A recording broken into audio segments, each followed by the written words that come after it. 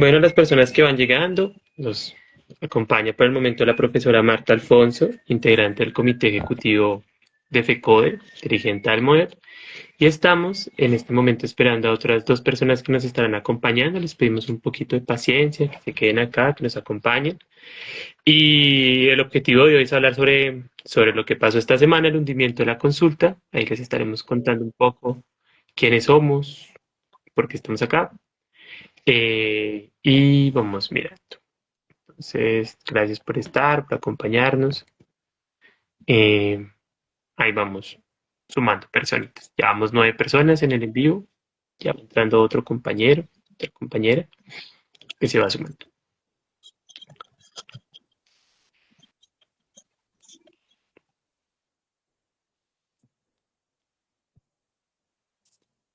Listo, y ya llegó Bueno, también la profe Zulma, bienvenida. ¿Y Pierre ya está por ahí? ¿O no? Creo que no.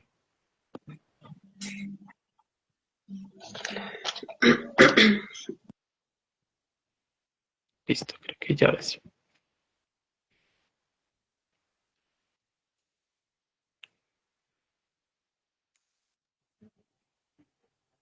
Hola, aquí estoy, aquí estoy. Vale, Pierre, muy bienvenido. Bueno, gracias. Bueno, pues nada, acá estamos, las personas convocadas para el espacio de hoy, a todos y a todas quienes nos están escuchando, bienvenidos, bienvenidas. Mi nombre es Julián, yo soy parte del equipo de trabajo de Opicápsulas, junto con los compañeros Erika, junto con Juan Carlos, junto con Ángela, Angie, que también se nos ha sumado recientemente al equipo. Y la idea de hoy es poder hablar sobre lo que pasó esta semana, ¿no? Es decir, desde Opicápsulas hemos venido hablando, charlando, compartiendo diferentes opiniones, diferentes ideas frente a diferentes temáticas de la realidad del país. Y esta semana en particular hubo algo que marcó gran parte de las discusiones, de los sentires, de las aspiraciones que nos atraviesan a todos y todas, que fue el hundimiento de la consulta popular en el Senado. Y en medio de eso, pues nosotros como Picápsulas y nosotros como Picápsulas hemos sacado diferente material con nuestra opinión, cuando empezó toda la discusión con los y las estudiantes del SENA, cuando empezamos a hablar también de lo que implicaban los recargos nocturnos, de cómo había sido su desmantelamiento, y habíamos perfilado una serie de discusiones alrededor de decir, la vida de las personas no solamente es el trabajo, y no puede ser solamente medio en función del trabajo productivo, y estamos llamados y llamadas para pensarnos la realidad más allá de eso, para disfrutar, para vivir la realidad desde otros horizontes, para también sentirnos valorados y valoradas dentro del trabajo y sentir que eso que hacemos dentro del trabajo también es un aporte significativo para la comunidad, para el colectivo, sin que eso implique un negarnos, sin que eso implique un no reconocernos como personas en medio de la realidad, y creíamos un poco que el avance que había tenido, la intención que había tenido el gobierno, marcada por diferentes momentos, diferentes olas que ha tenido este debate. Primero, el recorte de las horas de trabajo por semana que ha venido avanzando, que sí pudo ser como logrado. Luego, toda la discusión que tenía el texto de reforma laboral, que incluía una parte muy importante de fortalecimiento de lo sindical, que lastimosamente fue perdido en Cámara. Y luego avanza hacia el Senado, en donde es hundido, y se presenta entonces esta aspiración de la consulta popular, ¿no? Una consulta popular, en un primer momento lo que queremos es hablar, charlar frente a por qué era importante, por qué desde esa mirada de las personas que hoy nos acompañan, para los que no estuvieron como en la presentación, hoy nos acompaña la profe Marta Alfonso, dirigente del Movimiento por la Defensa de los Derechos del Pueblo, también miembro del Comité Ejecutivo de FECODE.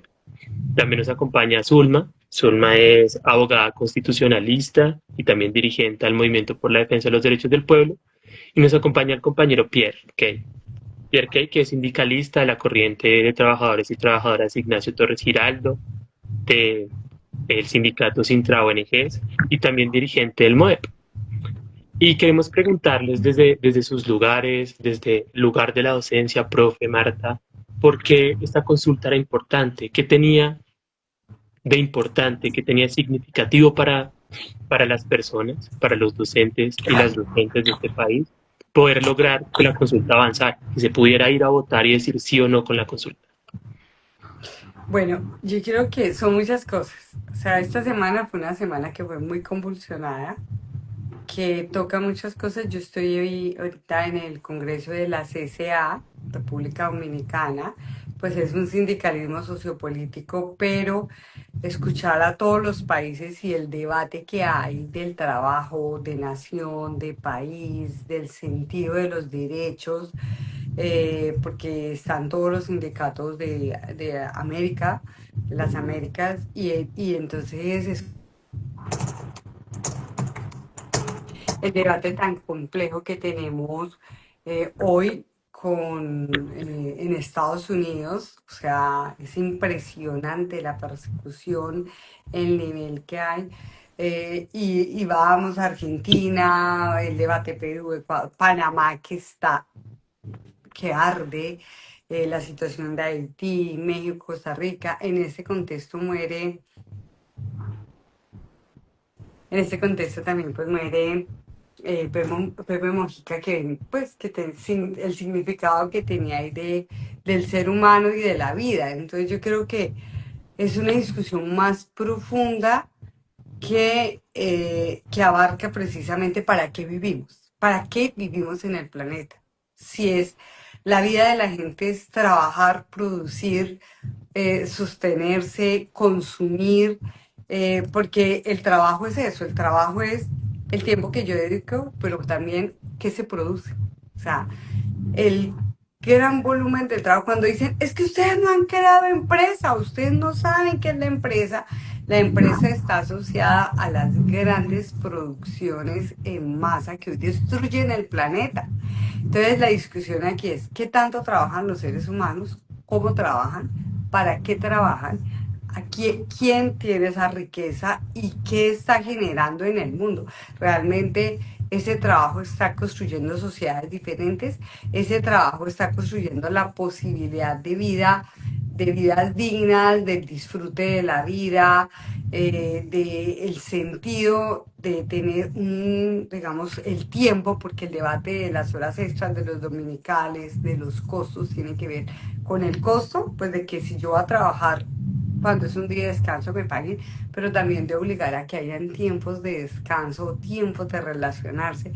Entonces yo creo que de fondo hay un debate que empieza a rodar por las cabezas de, sobre todo de las poblaciones jóvenes, y es, o sea, nosotros vamos, estudiamos y hacemos para trabajar, pero trabajar no es digno. O sea, la gente vive frustrada, se enferma en el trabajo, no tiene condiciones, no tiene salario, no tiene una buena condición de salud, no tiene una posibilidad pensional. La reforma pensional sale, digamos, hay un avance, pero tampoco se logró de fondo todo lo que se quería, tuvo que también cederse, digamos que allí.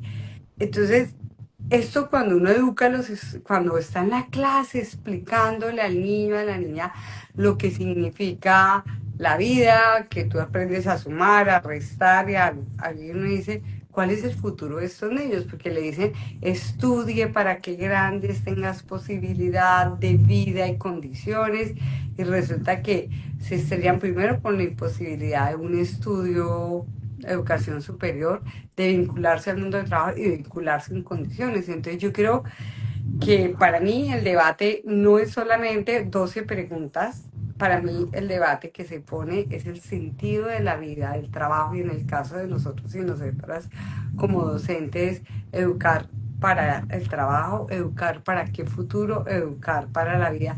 O sea, yo aquí esta semana cada noticia y cada hecho, y voy a decirlo así, incluso si se tuvieron que hacer manejos políticos o no, de lado y lado, unos para hundir la reforma, o, la consulta, y otros para salvar la consulta y el debate, que ahora sí los que la hundieron, ahora sí los que se han opuesto, que rescatan la reforma laboral y ver el oportunismo del centro, del medio, para hacer, entonces cuestionan, no es que están utilizando esto para hacer campaña, pero la jugada que hace, por ejemplo, Angélica Lozano, pues es para hacer campaña, porque en última las campañas encierran detrás un programa, una apuesta de vida y una apuesta de sociedad, y este es el debate que está de fondo. O sea, quienes hemos estado con la consulta popular, quienes hemos estado con las reformas laborales, es porque pensamos que debe haber otra Colombia posible, otras formas de vida, de sentir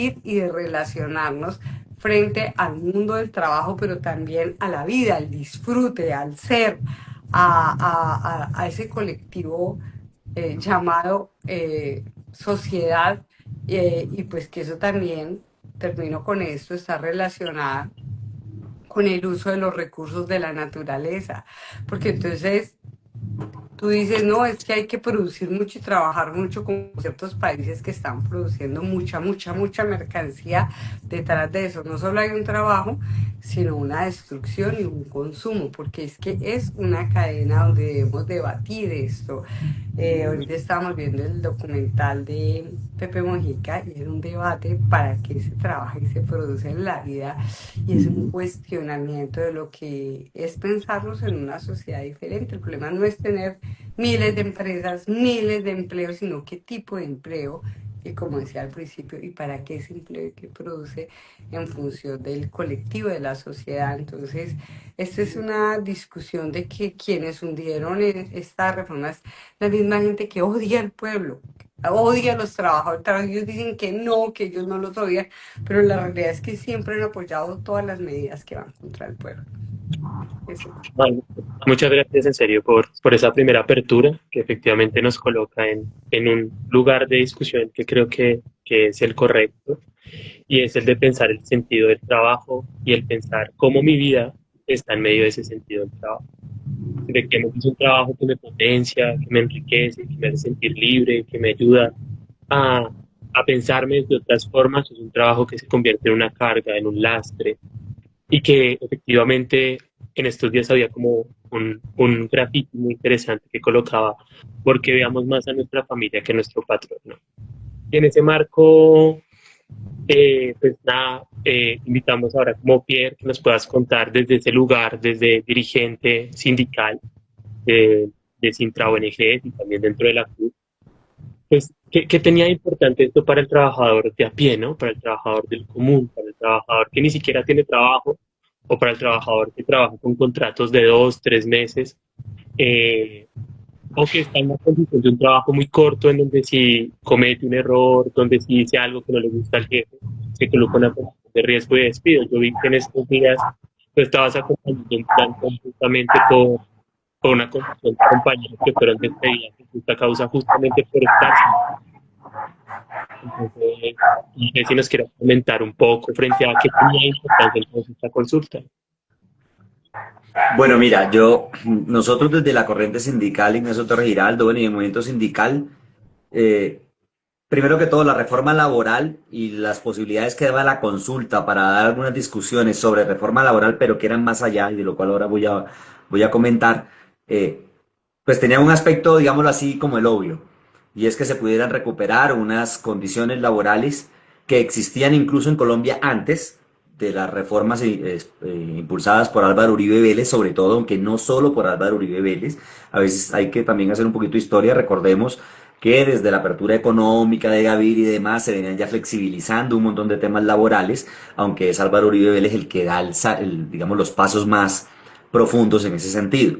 Entonces, claro, eso es como lo obvio: recuperar el tema de las horas extras desde las 6 de la tarde, el pago de horas extras dominicales y festivos al 100%, al triple, bueno, como estaba antes, pero adicionalmente una serie de puntos laborales que el sindicalismo colombiano viene peleándose desde hace tiempo, que tienen que ver con estabilidad laboral, contratación formal o preponderancia de la contratación formal, sobre todo, porque en nuestro país hay una alta informalidad. Y entonces aquí viene toda una discusión trampa que nos mete en un sector del empresariado, y es que obligar a la formalización laboral o a la contratación indefinida o a la contratación no precaria es contrario a la posibilidad de un desarrollo económico. y esa es una discusión tramposa, porque realmente la formalidad laboral es una característica generalizada de países desarrollados. Ningún país desarrollado o que tiene algún nivel, digamos, de riqueza o de los que algunos llaman, los que algunos llaman mal del primer mundo, son países con altas tasas de informalidad. Al contrario, son países formalizados. Sí hay una relación entre la formalización laboral y la posibilidad del consumo, por ejemplo, de la población, de que los indicadores de la economía se estabilicen. Y no es cierto, y es todo este debate tramposo de un sector importante del empresariado, que no de todo, y eso es bueno resaltarlo también, que nos mete en la cabeza el tema de que luchar por la formalización laboral va a acabar el empleo en Colombia, porque supuestamente el empleo lo dan principalmente las pequeñas y medianas empresas, que en cierta forma es verdad, pero que no es cierto que los procesos de formalización laboral, que eran una parte importante de la reforma laboral y que beneficiarían a ese trabajador de a pie que tú comentas, al que se le intenta decir, mire, usted no luche por formalidad laboral porque usted no lo van a contratar. Porque entonces ya nadie va a querer contratarlo, porque va a tener que pagarle seguridad social, va a tener que pagarle un salario mínimo, va a tener que pagarle extras y demás. Pero resulta que lo que no cuentan es que existe un nivel de empresariado mediano y pequeño que hace ese esfuerzo, y que el gran empresariado colombiano, mucho de ese gran empresariado, incurre en violaciones a ese tipo de, digamos, de formalización laboral o de derechos laborales, teniendo la posibilidad mucho más holgada que este otro sector económico, mediano o pequeño, de darlo. Y ahí es donde se concentra ese debate. Y yo creo que eso es importante, digamos, decírselo a ese trabajador de pie informal, porque ese trabajador de pie informal puede creer que es cierto, que es mejor esa informalidad laboral, porque cualquier intento de formalidad laboral llevaría a la quiebra a su empleador y por tanto él tiene que defender eso. Y entonces aquí voy, y con esto voy terminando, aquí voy a la otra discusión que yo creo que es importantísima, de pronto incluso más que los temas concretos que exponía la reforma laboral y la consulta, y es es llevar un debate a la sociedad colombiana, incluyendo todo este montón de, digamos, toda esta fuerza laboral, que son más de 20 millones de colombianos y colombianas, un debate en relación, y eso ya lo tocaba un poco la profe Marta, lo tocaba la profe Marta ahora, en relación a qué tipo de trabajo debe haber. Que el asunto no es trabajar, trabajar y trabajar, como lo intentó meter en la cabeza, muy bien logrado por cierto, Álvaro Uribe Vélez o la derecha fascista en Colombia, sino que el asunto es trabajar dignamente, no trabajar, trabajar y trabajar, sino trabajar dignamente, que incluye trabajar, descansar y también recrearse, también darle tiempo a la familia, también poder construir individual y colectivamente formas organizativas, o construir individual y colectivamente capacidades intelectuales, culturales, deportivas y demás. Eso es el trabajo digno. La vida en la sociedad no debe ser solo trabajar para generar riqueza a los propietarios de unos medios de producción. Y creo que ese es el debate clave de la sociedad colombiana, de, bueno, ¿vamos a volvernos una sociedad de derechos o vamos a seguir siendo una sociedad sin derechos? Creo que esa discusión es importante y ha calado en un sector de la población, y creo que ahí el gobierno nacional, con todos los errores que podamos hablar de eso, no se equivoca cuando insiste Gustavo Petro, y lo planteó en la manifestación del 1 de mayo, que aquí lo que hay es una lucha a muerte entre los que no quieren derechos para el pueblo, y en este caso los trabajadores, y el pueblo en general, que lucha por avanzar en sus derechos, así sean derechos democráticos dentro del capitalismo, que incluso eso se termina volviendo revolucionario en nuestro país. Vale, Pierre, muchas gracias. Ahí van una serie de preguntas que se van haciendo por el chat. La idea es efectivamente recogerlas para que sigan preguntando, para que sigamos como conversando. Pero por el momento, para terminar con esta primera parte, entender un poco cuál era el sentido de la consulta popular. Porque era importante la consulta popular. Hubo una serie de sectores que vieron con muy malos ojos, que plantearon como algo extremadamente negativo que se abriera la oportunidad a que fueran las mismas personas, no el Senado, no el Congreso, no esas personas que en teoría representan los intereses de todos y de todas, pero pues tal vez a veces no tanto, ¿no? Que llegan ahí no necesariamente a representar esos intereses, fueran las personas que decidieran el sentido de esa consulta. que dijeran si estaban de acuerdo o no estuvieran de acuerdo. Y entonces señalaron en ese sentido que era algo incorrecto, que era algo que no era válido, y era que las personas pudiéramos decir si estábamos o no estábamos de acuerdo con esto. Y colocaron una serie de debates y discusiones alrededor de que eso estaba mal, ¿no? No sé, profe Zulma, en este caso, como para que también terminemos este contexto de la consulta, desde el derecho, desde la ley, cómo es un poco, o por qué estaba planteada la consulta? ¿Era válido, no era válido pensársela? ¿Qué tanto iba a ser vinculante? ¿Cuál es el sentido realmente de fondo de este ejercicio? Pues para que nos puedas como contar y retroalimentar esta primera parte de entender la consulta de fondo. Bueno, buenas noches a todos y todas. Bueno, la consulta popular, pues digamos que más que el ejercicio, o sea, pues está concebido como un mecanismo de participación ciudadana, pues también era una confrontación y una discusión frente a efectivamente qué es lo que quiere el pueblo colombiano frente a los derechos laborales.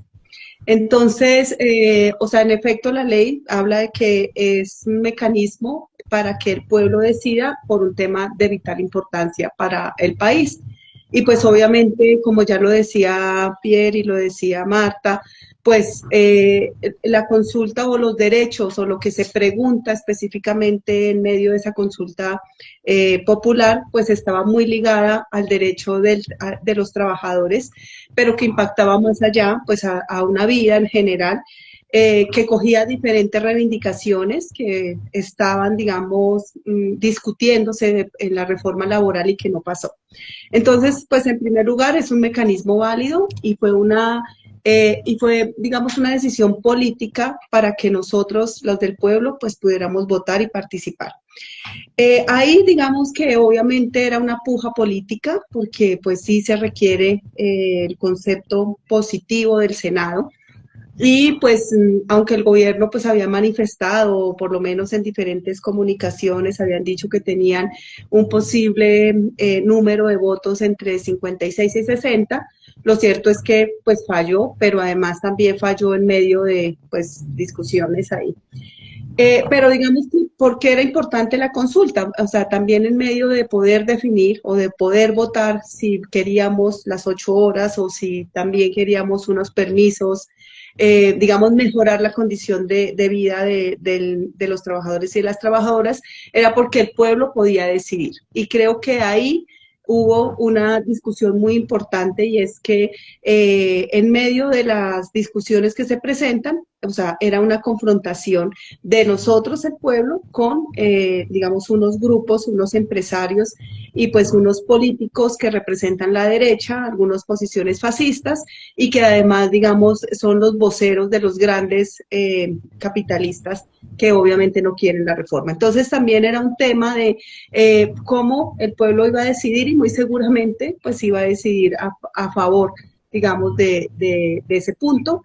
Y lo otro es que, pues en efecto, pues hubo mucha discusión en torno a si era viable o no era viable la consulta, de que si nos íbamos a gastar un poco de dinero para desarrollar pues todo el proceso de consulta popular, si eso era un despilfarro, pero lo cierto es que el Senado, o pues esos 7 senadores al haber hundido la reforma, provenientes pues de los partidos de derecha, pues le dieron una espalda al pueblo colombiano. Entonces también era una discusión en torno a quién tiene el poder específicamente en realidad para decidir y si los que están allá me representan a mí como, o sea, en mi voluntad de pueblo, porque el pueblo escogió pues un gobierno de cambio y sabemos que hay una tensión, o sea, que hay una confrontación política y que no es que la mayoría pues esté con el gobierno, pero pues en los temas laborales sí es una necesidad y es un sentido, o sea, eso se mostró también pues el 1 de mayo, independientemente de si la gente pues está también en sintonía con todos los programas, o sea, sí era una reivindicación importante. Entonces, la consulta popular también representaba pues un tema político y de lucha y de discusión en el campo democrático. Entonces, pues válido sí era importante y pues un mecanismo pues que en efecto pues se hundió. y que pues puede haber posibilidades también de volver a presentarlo, pueden haber también posibilidades ciudadanas, sino que pues la discusión también es, estamos ya próximos a terminar un gobierno y pues los tiempos son muy estrechos también, y sabían que pues la consulta mostraba también en las calles que estábamos dispuestas digamos, a copar, pues iban a ganar terreno, pues digamos una propuesta transformadora y de cambio.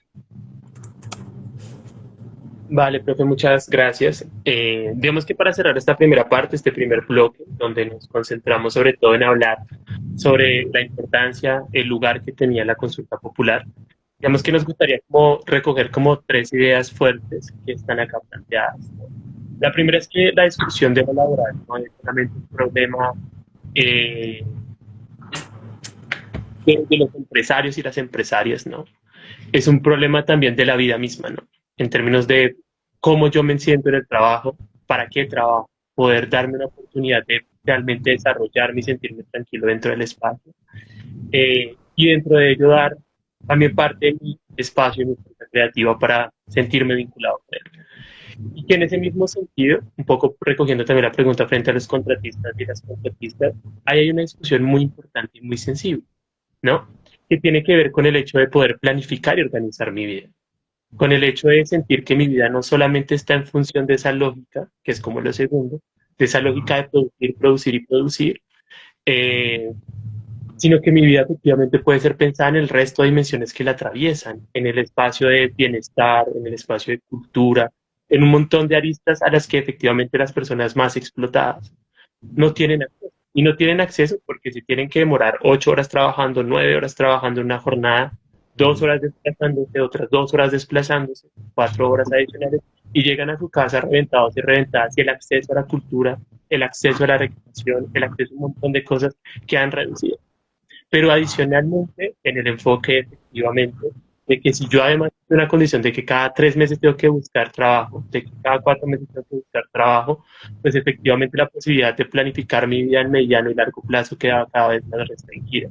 La posibilidad de pensar mi disfrute, de pensar cómo en un año puedo verme, cómo puedo proyectarme, queda cada vez más restringida sobre la base de que toda mi fuerza está en función de pensar que en 2 meses se me acaba el trabajo. Y en ese tiempo de angustia entre conseguir otro trabajo, pues también consumo gran parte de mi vitalidad. Lo segundo era justamente que la discusión de fondo entonces está en que no tenemos solamente que producir, que también estamos en esta vida, en este país, en esta realidad, buscando, entonces buscando nuestra propia autorrealización también como individuos, buscando la felicidad que queremos. Y esa felicidad no solamente está en la oficina, no solamente está en términos de colocarse al servicio de la acumulación de otros y de otras. Y lo tercero era justamente en medio de eso, las únicas personas que tienen la capacidad de poder cambiar eso somos nosotros y nosotros.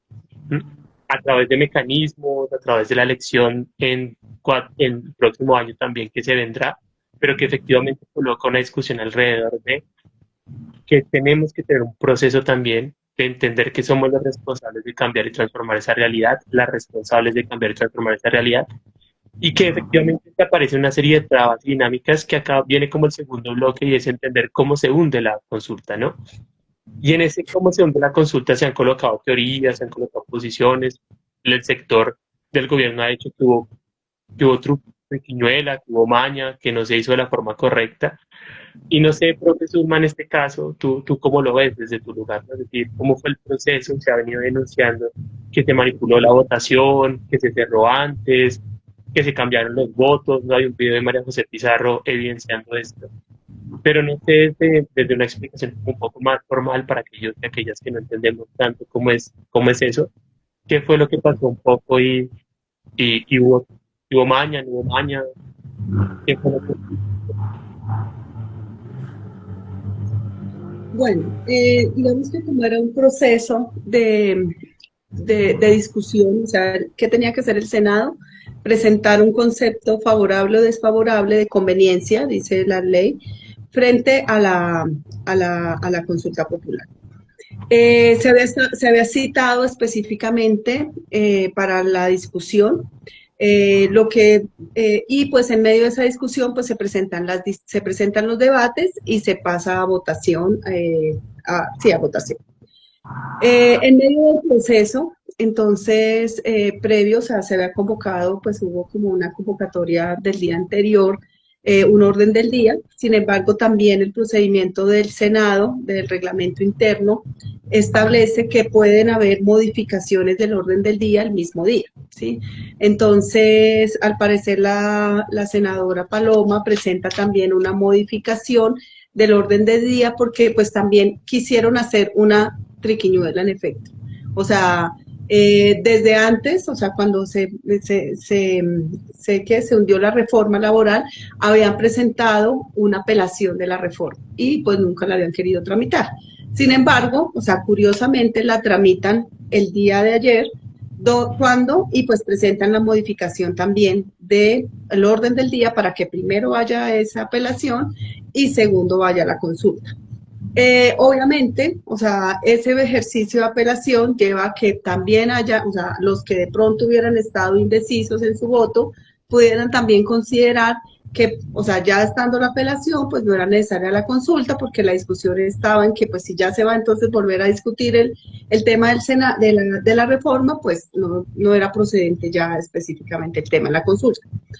La discusión está en que cuando inician el proceso, o sea, votan el tema de la apelación, luego, o sea, y algunos senadores del pacto decían que sabía el Senado que estaban pues en unas diligencias también frente a otro proceso en la Corte. Entonces, en el Consejo de Estado, perdón. Entonces, pues digamos que en medio de esos son manejos que se dan en efecto, o sea, manejos que pueden estar dentro de la reglamentación, pero, o sea, digamos del cambio del orden de las discusiones, pero que se sabe que tiene una connotación política también y que tiene una connotación de marrulla, porque pues, o sea, se cambia el orden del día, se sabe, o sea, se modifica y adicionalmente, digamos, lo mayor que causa pues bastante escozor y es el tema específico de, primero, por un lado, las irregularidades que se presentan al momento de abrir la votación. Entonces, desde el gobierno se denuncia que no hubo como un momento donde se diga empezamos votación, inicien con la votación, que la votación se cierra en 2 minutos y pues como 20 segundos, discutían ayer, creo que el ministro decía eso, pues muy corto, y adicionalmente, pues no hubo como un trámite debido frente a la claridad de las votaciones. ¿Por qué? Porque pues como se cierra previamente, no hay lugar a un reconteo, ¿sí? O sea, cierran los votos. Estaban unas personas afuera, no votaron adecuadamente o no llegaron a votar. Adicionalmente, pues denuncian que había un voto positivo y que pues se volvió negativo y pues también hay como un video específicamente frente a eso y, y pues no se dio garantía de volver a repetir la votación si habían dudas. Entonces toda esa situación lleva a que pues en efecto en su momento, pues, o sea, le queda a uno la duda de, pues, obviamente hubo un manejo, hubo triquiñuelas ahí en medio de eso, y adicionalmente, o sea, también se permite, o sea, y tiene la potestad el presidente del Senado de cerrar, o sea, de clausurar la sesión. Y una vez que se clausura la sesión, pues no hay, o sea, ya no se puede discutir. Entonces, eso es lo que, digamos, le discuten específicamente en el tema del procedimiento.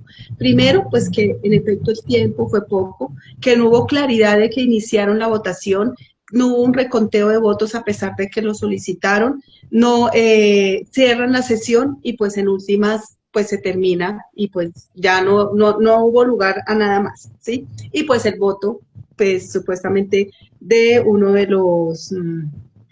bueno, o sea, un voto que había sido supuestamente positivo y pasó a negativo. Pero más allá de eso, pues obviamente, pues ya hay unas tutelas que han puesto unos senadores. Ha sido criticada la senadora Peralta, ¿sí? Marta Peralta. Sí, ha sido criticada porque lo que ella dice es que pues salió y que pues no la esperaron, bueno, y que no votó, pero pues era un voto del pacto. Otros salieron, o sea, también específicamente, digamos, pues ella del pacto histórico y otros pues también del Partido Verde que estaban se tenía supuestamente también con el voto a favor.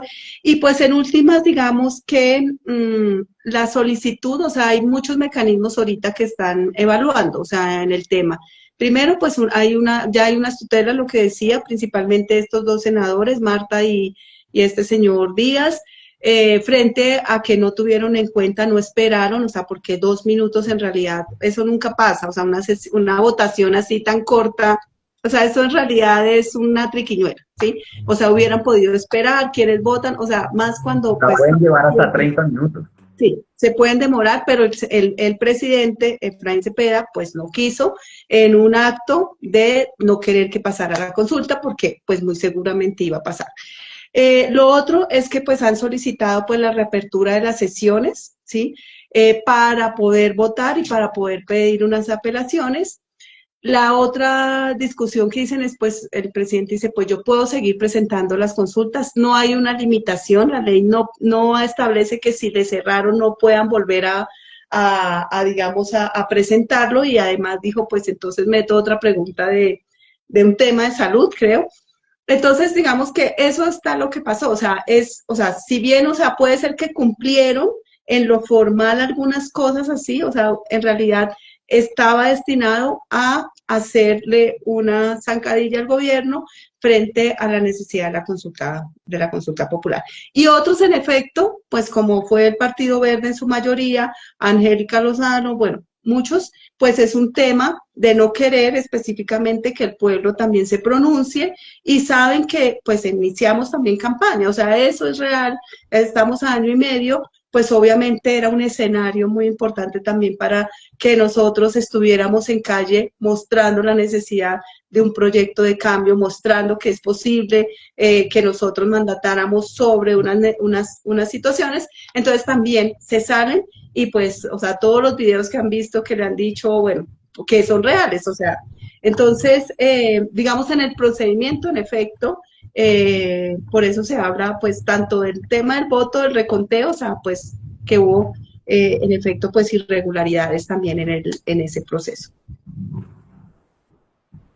Vale, profe, muchas gracias. Yo quiero, para terminar esta parte, hacerte una pregunta, Pierre, en tanto dirigente sindical, y es, ¿cómo interpretar pues primero cómo te sientes al ver todo eso? Es decir, hay un montón de reivindicaciones, un montón de cosas que son centrales, que efectivamente mejoran y dan la vida de las trabajadoras. Eh, pero es muy importante saber cómo interpretar el sentir también de la gente, ¿sí? ¿Cómo, no, cómo interpretas el sentir hoy de los y las trabajadores que tenían ahí puestas sus esperanzas, que tenían ahí puestas un montón de apuestas alrededor de mejorar sus condiciones laborales? Y cómo impulsar ese sentir, ¿no? Es decir, hay un montón de llamados a movilizaciones, a espacios de encuentro, a reactivar las asambleas populares, al paro nacional, ¿no? Es decir, hay un montón de llamados, pero pues a mí me gustaría como que intentar responderle esos dos momentos, y es, uno, cómo interpreta soy el sentir de esas personas que estaban con un montón de esperanzas y sueños, esperando un cambio en sus condiciones laborales concretas, y por dónde causar ese sentir. Ok, ok. Bueno, antes de eso, que me parece súper importante, porque a veces nos quedamos como en el debate de la cifra fría o la discusión política y se nos olvida un poco, bueno, que esto cómo lo toma la gente en términos de su sentimiento, de lo que anhelaba. Pero antes de eso, tomando un poco algo que tú mencionaste, pero también una pregunta que hace una compañera en el chat ahí que estuve revisando sobre las implicaciones que tenía la reforma laboral frente a la formalización o el tema de contratistas, por ejemplo, que muchos decían que no se iba a resolver nada de eso, que eso era un canto a la bandera, porque en últimas, como había tanta informalidad, y al final eso solo iba a afectar a los trabajadores formales. Pero resulta que no, de hecho es lo contrario. La consulta estaba impulsando niveles de formalización laboral. De hecho, miremos, las preguntas, sexta, sobre la contratación de aprendices del SENA.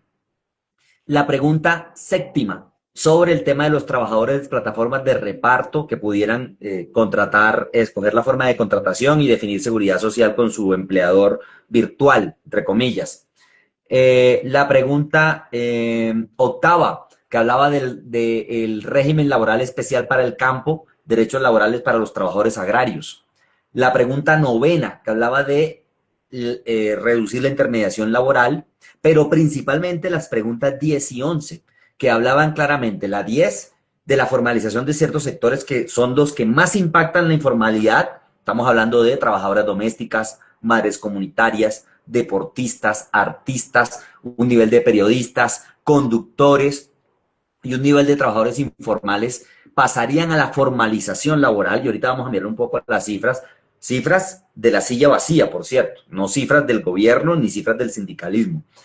Y la pregunta 11 que hablaba de promover la estabilidad laboral prefiriendo el contrato indefinido a otras formas de contratación. Es que ese es un punto clave que hay que entender. En Colombia el Código Sustantivo del Trabajo o la ley permite diversas formas de contratación. Eso es verdad. Pero obviamente dentro de sus formas de contratación hay unas más inestables y otras más estables. Y como la informalidad se promueve incluso desde un nivel del empresariado, pues las formas inestables son las que prevalecen. Contratos a término fijo, es decir, por un tiempo determinado, contratos de prestación de servicios que no son laborales, pero los usan como contratos laborales, obligando a la gente a que cumpla horario, a que esté supeditada, etcétera. Y que no debería ser así.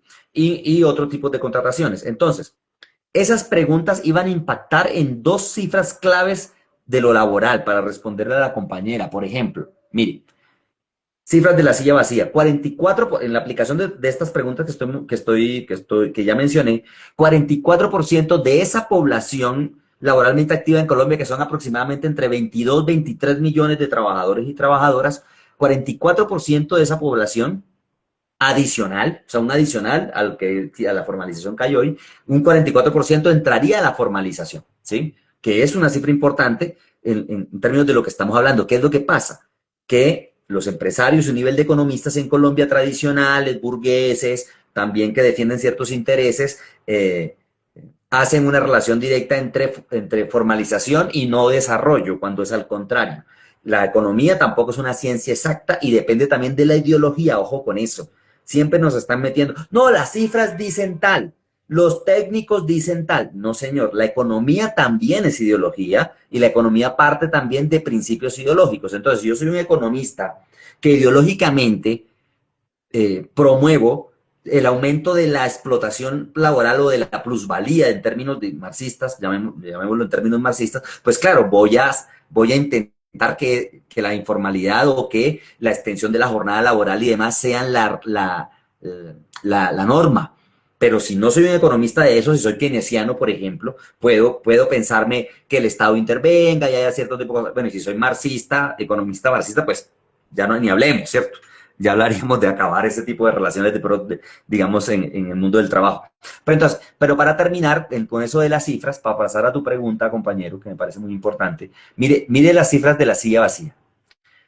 Se pasaría en Colombia a que los trabajadores en general tuvieran 73% de contratos a término indefinido. Hoy en día en Colombia solamente tienen contratos formales entre indefinidos y definidos un porcentaje del 39%. Entonces, si pasaríamos de un 39% a un 73%, estamos hablando de una disparada en la contratación, en la formalización o en la contratación laboral, principalmente indefinida, formal, que sería importantísima para la estabilidad de los trabajadores. Y de una vez entonces lo pego a tu pregunta. Claramente había un anhelo de un conjunto de trabajadores en relación a esto. Porque es que resulta que la precariedad laboral trae un montón de angustias cotidianas. Montones. No saber si voy a tener trabajo incluso al día siguiente. No saber si me enfermo, no tener cómo recurrir a una seguridad social en salud. Como no estoy cotizando pensión o no puedo cotizar pensión, entonces no pensarme en la posibilidad de una vejez digna. O sea, son un montón de angustias cotidianas, para no hablar del hecho de que hoy me gano una plata, mañana otra, no tengo un salario fijo, etcétera, no puedo proyectar educar a mis hijos, no puedo proyectar comprar una casa, no puedo proyectar, no sé, el concierto de Silvio Rodríguez en octubre, porque no tengo cómo conseguir salario para pagar eso. ¿Me hago entender? Entonces, claro, había un anhelo de un montón de trabajadores que, ojo, se metió el discurso falso de que solo eran los trabajadores sindicalizados y formalizados los que estaban interesados en la consulta popular y en este tipo de transformaciones. Resulta que sí lo estamos, pero realmente si nos ponemos a mirar una gran mayoría del trabajador sindicalizado tiene parte de esta formalización, no toda, porque le afectaría todo el tema de horas extras y demás, y ciertas precariedades en contratación que aún se ven, pero tiene parte de esta contratación. Entonces alguien podría decir, pues, ¿qué nos interesa? No, sí nos interesa porque nos interesa la formalización laboral, porque además también promovería el ejercicio de la libertad sindical, que está muy relacionado también. La libertad sindical está muy relacionada también con la formalidad laboral, porque cuando yo soy un trabajador precario, informal, pues mi angustia del día a día me impide pensar un poco en un sindicato para defender mis derechos laborales. O me da más miedo meterme en un sindicato porque soy un trabajador que puedo ser fácilmente despedido, ¿cierto? Entonces, tener en cuenta que sí había anhelos importantes de una gran población de trabajadores y trabajadoras informales, ¿sí? De repartidores, de trabajo doméstico, de trabajo de cuidado, que estaba explícitamente expuesto en la consulta popular. Claro, todo esto se derrumba cuando estos senadores, cuando estos disque representantes del pueblo en el Congreso echan por la borda la posibilidad de la consulta y de la reforma laboral, porque, ojo, aquí hay una trampa también en relación a cómo lo hicieron. Y aquí recojo eso que dijo la profe Marta al principio, es que realmente sí hay un odio contra el pueblo, hay un odio contra la clase trabajadora. Ellos representan un sector social que se ha enriquecido y ha obtenido privilegios y una vida digna, incluso más que digna, sobre la base de la explotación de, de esos millones de trabajadores, formales e informales, porque el trabajo informal también genera riquezas millonarias a un sector de propietarios y de grandes, incluso empresarios de la ilegalidad en este país, ¿sí? Entonces, claro, yo creo, y en esto obviamente falta mucho recorrido, ir muchos escenarios y demás, pero yo creo que sí hay un ambiente en un sector de esa población que siente como que, oiga, nos están poniendo conejo. Como que aquí, oiga, como que aquí la verdad nadie quiere pensar en nosotros. Y hay una gente planteando unos debates de que esto mejore, pero hay gente en el Congreso que le importamos un culo, perdón la expresión. Y creo que eso sí, sí puede ser generador de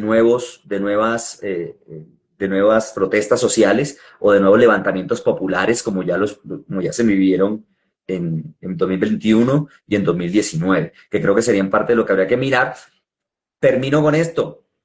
Hoy ya hay escenarios convocados. El lunes está convocado un gran encuentro social para analizar este asunto y ver qué se va a orientar en términos de la movilización, porque no nos vamos a comer el cuentico este que nos están vendiendo un sector de los verdes o la misma derecha, de que nos hicieron un gran favor, porque se revivió la reforma laboral, el debate de reforma laboral que hundieron en la Comisión Séptima, o sea, de la cual no le dieron posibilidad de debate, y que ahora sí se va a debatir y que por tanto ahora sí va a salir una reforma laboral y que los trabajadores y trabajadoras en Colombia tenemos que estar contentos porque ellos nos hicieron un favor. Cuando realmente su intención simplemente era evitar la consulta, debatir la reforma, pero uno no sacarla o sacarla muy light, como dijo el JP. El JP en la tribuna dijo, apoyo la apelación de la reforma laboral, pero la apoyo para que la debatamos, no para que la aprobamos, porque no la vamos a aprobar y no la voy a aprobar, así decía descaradamente ese señor que se hizo elegir con votos de jóvenes rebeldes también. Entonces, entonces hay que entender aquí que si hay toda una idea incluso de machacar al pueblo, de supuestamente machacar a Petro, pero realmente hay una idea de machacar al pueblo en su anhelo o en su intención de tratar de vivir mejor, hermano. Sí, total, total.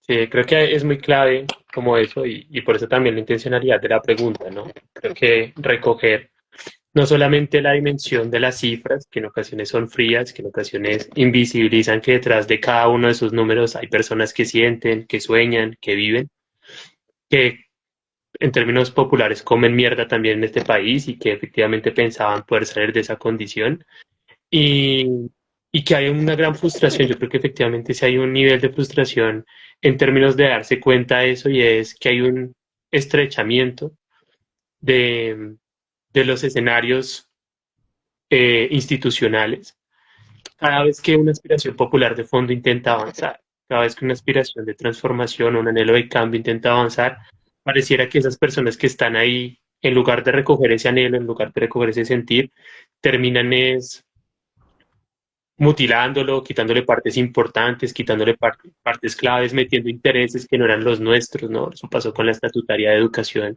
por Ujú. ejemplo, también hace poco.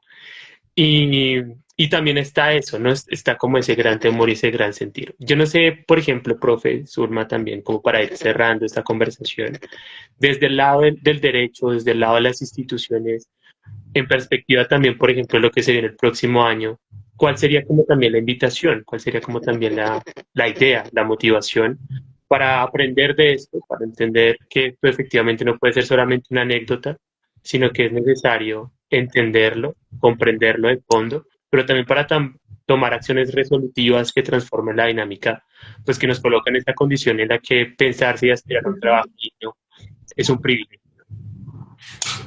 Bueno, pues lo primero es tener en cuenta que el derecho pues ha servido también para, digamos, garantizar un orden establecido. O sea, tampoco, digamos, pues obviamente existen normas, leyes, ha habido una legislación importante a favor del pueblo, de derechos, o sea, de mecanismos de participación, pero pues lo real es que no podemos tampoco, o sea, como ¿cómo diría yo? Pues estar confiados en el Estado Social de Derecho y precisamente pues este es uno de los puntos que trabajamos desde el MODER, ¿no? O sea, el límite que pone un Estado Social de Derecho, el límite que pone unas leyes son, digamos, complejas.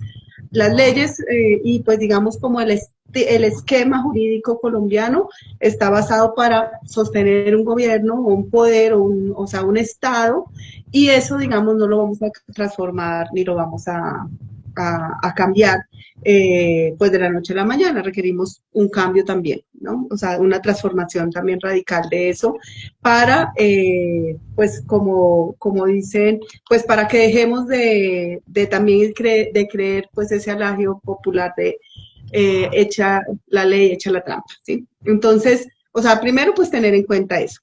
Si hay unos mecanismos, o sea, que hay que seguir pues discutiendo y peleando, o sea, pues obviamente ahorita pues se abrieron unos escenarios de denuncia frente a investigaciones que puedan haber frente al presidente del Senado, frente a las que, digamos, fraguaron pues estas irregularidades. Habría que mirar también cómo pues se desarrolla esos debates ahí en la Procuraduría. Está en el tema de la tutela, o sea, la tutela la presenta para que cese los efectos de la sesión del día de ayer, o sea, que no se tenga en cuenta, entonces pues muy seguramente también van a haber pues una serie de tutelatones y pues de pronto pues puede ser que en efecto se diga que no se garantizó el debido procedimiento de la norma. También pueden haber la discusión de la presentación, o sea, lo que les decía hace un rato, el presidente dijo que pues iba a volver a presentar la consulta popular. Desde la Asamblea Nacional de Organizaciones Sociales y Populares llamaron a crear, bueno, la consulta popular también tiene un mecanismo de participación ciudadana donde uno puede hacer un grupo de, digamos, ciudadano para promover la consulta, pero eso demora más, tiene un procedimiento. Entonces, pues hay diferentes mecanismos para volver a presentar una iniciativa. El problema también que tenemos son los tiempos, ¿no? Los tiempos específicos para estar en sintonía y para que en efecto o sea, como que se dé. Entonces, ahorita, por ejemplo, dicen, se presenta, pero ya termina el periodo legislativo, entonces tenemos que volver a iniciar hasta el 20 de julio. Entonces, pues hay una serie, digamos, también de trabas, ¿no? Ahorita pues el presidente llamó a los cabildos abiertos, pero más como en el sentido de una consulta de unas asambleas populares, porque si bien el cabildo popular, el cabildo abierto es un mecanismo de participación ciudadana, tiene también unos procedimientos y pues eso digamos las asambleas, los consejos lo pueden citar para discutir temas específicos que le presente la ciudadanía. Pues ¿qué vamos a discutir en medio de eso? Pues nuestra indignación en medio de toda la situación, pues digamos que puede ser limitado también, ¿no? O sea, es limitado eso. Obviamente el tema, digamos, de que el pueblo esté alerta, que esté en sintonía, que esté discutiendo, que vuelva a elevar el nivel y que se entienda que es un tema de confrontación también política y de una discusión frente a lo que quiere mostrar esas, digamos, los poderes, las clases dominantes, los partidos de derecha, y es que no hay posibilidad de un cambio. O sea, como que nos dejan a nosotros decir, ¿para qué siguen peleando si en últimas nosotros somos los que decidimos? Entonces, hay que oponernos a esa andanada ideológica frente a la situación. O sea, más que, digamos, enfrentar pues una serie de caminos de pronto en el derecho, es también nosotros cómo nos organizamos, planteamos unas propuestas, planteamos que esos escenarios también de discusión y de asamblea nos sirven también para ganar mayores unidades y pues para revisar. Pero pues desafortunadamente también nos ponen a luchar a nosotros en medio de una situación donde pues en el Senado, pues si bien hay una correlación de fuerzas en contra, pues sabemos que siempre van a haber unas triquiñuelas en medio de esa situación. Entonces, es algo como, claro, estar alertas, estar organizados, desarrollar unas cosas, pero también plantearnos otras alternativas en medio de todo este proceso, y que tiene que ver con la organización y pues la defensa y pues también el sueño y lo concretar, pues como decimos nosotros, otra Colombia posible. Vale, pues muchas gracias en serio por todos los aportes, por todas las reflexiones. Yo también invitaría como, no sé, Pierre, en términos de ir cerrando, no sé si quieras decir algo más, quieras mencionar algo más, e invitar en concreto a algo, a desarrollar una idea como de cierre. Eh, y agradecerle a todos los que han estado escuchando, los que han estado comentando, no se vayan, estamos cerrando, todavía no es el cierre definitivo, pero igual, gracias por los comentarios, gracias por los corazoncitos, gracias por compartir, ¿no? Entonces, Pierre, dale. Sí, mira, yo creo que hay dos ideas ahí claves.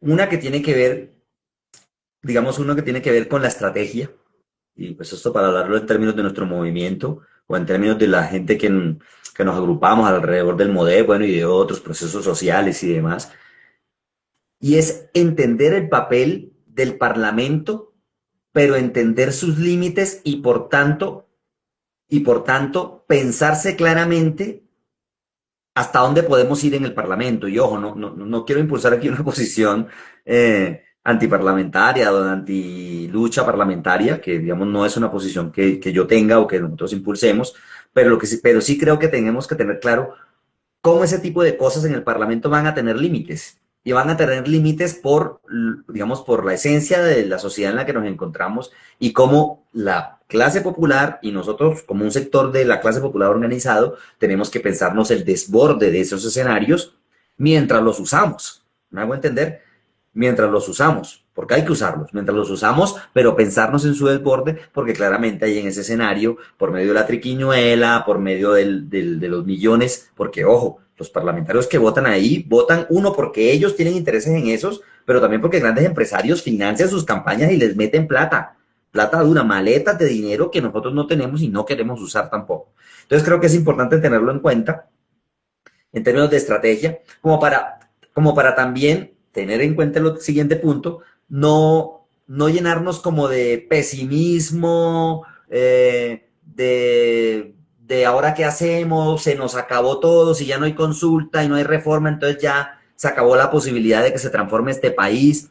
Creo que hay que entenderlo como una herramienta que estamos utilizando tácticamente en un escenario de trabajo táctico, pero eso no cierra toda nuestra lucha por objetivos de transformación social, los cuales no solamente tendrán que darse en ese espacio del Parlamento, sino que tendrán que darse en el espacio de las calles o incluso en el espacio de construcción de poderes populares, donde tendrá que impulsarse ese tipo de reivindicación. Entonces, también para no llenarnos como de, entonces ahora, ¿qué pasó? Perdimos el rumbo. Ya, entonces, ¿qué vamos a hacer? Era la única manera que teníamos. No era la única manera. No era la única manera. Vamos a seguir intentándolo. Vamos a seguir en medio de la lucha, digamos, por el control de gobierno, porque decir que de pronto por el poder sería exagerado, pero por el control de gobierno, incluso en perspectiva de 2026, agrandando influencia en el Parlamento y ojalá repitiendo el control del gobierno, pero eso no puede quitarnos de en medio la perspectiva de que muchas cosas no se van a lograr solo por ahí.